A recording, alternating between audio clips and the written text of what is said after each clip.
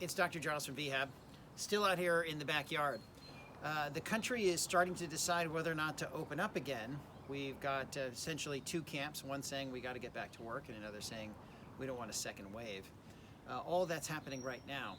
And unless you have been unaffected by what's been going on for the last couple of months, your work schedule's probably been disrupted. Your life schedule has likely been disrupted. If you're a student, you almost certainly aren't going to class.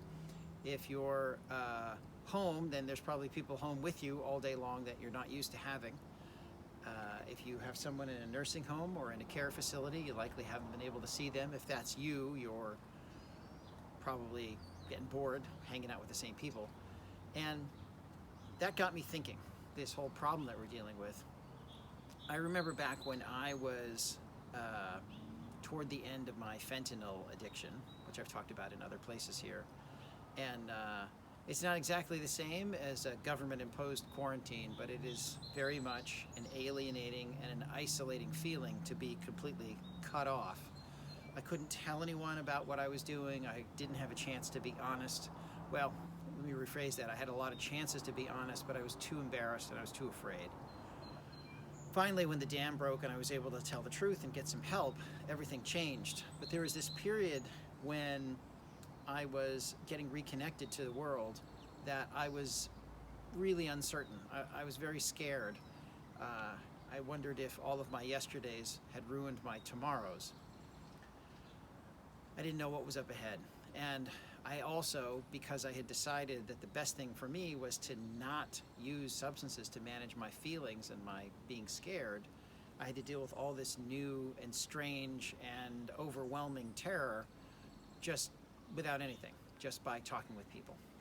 So that experience of being lost, knowing that I couldn't go backwards, but not sure at all how to go forwards, is why I left my anesthesiology practice and I got specialty training in addiction medicine, and why I've been doing this for the last 15 years. And that feeling of being scared and overwhelmed is exactly why I built the app VHAB. VHAB is a digital platform that is a system that provides accountability, community, and education, which I found were the three necessary ingredients for me to change my own substance habits.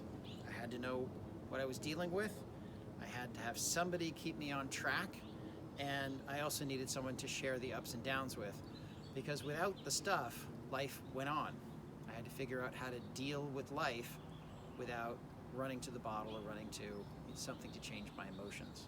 So that's why I built VHAB. And I don't know if VHAB is going to have any effect on the virus, but I do know the virus is having a lot of effect on people's drinking and drug use habits. They're way up nationwide. So if that's you, if you found yourself caught up, being scared, over-relaxing, let's call it that, in the afternoons, if you're interested in turning things around, but you don't have the money to go to rehab or the inclination, or maybe it's not that bad, check out VHAB. The first week is free, and then if we can help you, well then I think you'll be delighted with how that goes. Anyhow, this is Dr. Giles, and just want to say thanks, and I will see you soon. Okay, bye.